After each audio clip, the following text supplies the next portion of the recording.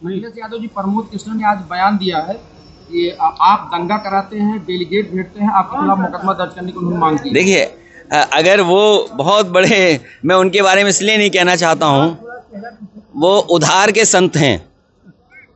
कभी कभी राजनीति में उधार के भी संत होते हैं। उधार के संतों पर हमें कुछ नहीं कहना। कभी उधारी में कहीं और गए थे, उससे पहले उधारी में कहीं और थे। ये उधारी संतों के बारे में हमें कुछ नहीं कहना है। लेकिन अगर प्रशासन कार्रवाई कर रहा है और सरकार जिस तरीके का रवैया अपना रही है, केवल अपनी नाकामी छिपा रही है। क्योंकि नाकामी इसलिए छिपा रही, उन्होंने वोट में लूट की थी, उस पर चर्चा ना हो। आज हम और आप यहाँ खड़े हैं, एक इमोशन क्या हो सकता है बेहतर? हमारे और आपके इमोशन के लिए क्या हम वोट पे चर्चा करें कि हमारी जो जमा मस्जिद या मस्जिद को लेकर के जो विवाद खड़ा कर दिया है, मस्जिद को लेकर के जो घटनाक्रम कर दिया है। आज अगर हम वोट की बात कहें तो शायद मतदाता नहीं सुनना चाहेगा।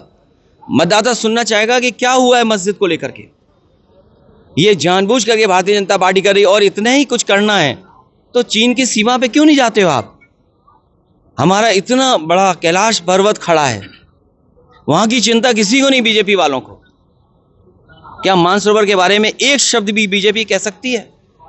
कैलाश पर्वत को लेकर के अगर एक भी शब्द बीजेपी कह दे, कमजोर को डराना और कमजोर पे अपनी ताकत दिखाना, इससे खराब काम लोकतंत्र में और कोई नहीं हो सकता है। बात ये रही कि 7-2 बड़ी मुश्किल से बीजेपी जीत रही थी। 7 सीटें समाजवादी पार्टी जीती है, लेकिन प्रशासन ने सर्टिफिकेट किसी और को दिया है। और जो संभल में हुआ है, संभल में हुआ नहीं है, कराया गया है। अफवाहों में होता कुछ नहीं है, अफवाहों से होता बहुत कुछ है। अगर पूरा घटनाक्रम आप देखेंगे, पहले तो 19 तारीख को फैसला सुनवाना कि उसका सर्वे होगा। जब पहला सर्वे हुआ, किसी भी मुस्लिम पक्ष के लोगों को या संभल के लोगों को किसी को आपत्ति नहीं थी। पूरा सर्वे हुआ, लेकिन पता नहीं क्यों फिर दोबारा सर्वे करने का फैसला लिया गया और दोबारा सर्वे हुआ।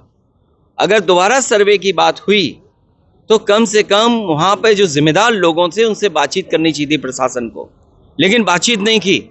और फिर जो सर्वे टीम गई थी, क्या उसमें बीजेपी के कार्यकर्ता नहीं गए थे? सच्चाई तो ये है, जो प्रशासन छिपा रहा है, कि जितने लोग उसमें गए थे सर्वे में, पीछे से नारे लगा के जा रहे थे। जो नारे लगाने वाले थे उन पे कितनी कार्रवाई की है? क्या नारे लगाने वालों पे मुकदमे दर्ज हुए?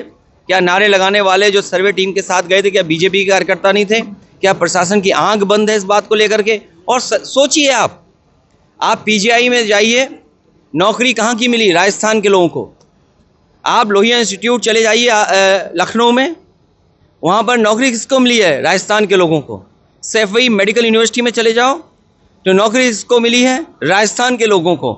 और फिर राजस्थान के लोग उनको बैठाया जिन पर प्रश्न लगता है, जो अधिकारी हैं वहाँ पर। ये क्या वजह है कि राजस्थान के अधिकारी देख रहे हैं सब वहाँ पर, और बाहर से लाए हुए टेम्परेरी जो एक्सटेंशन पे रह रहे हैं, उनसे कानून व्यवस्था संभाली जा रही है। ये गंभीर बात है।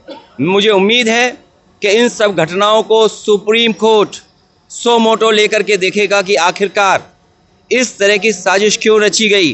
क्योंकि भारतीय जनता पार्टी को अपनी जो बेईमानी की थी, उन्होंने उस बेईमानी को छिपाना था।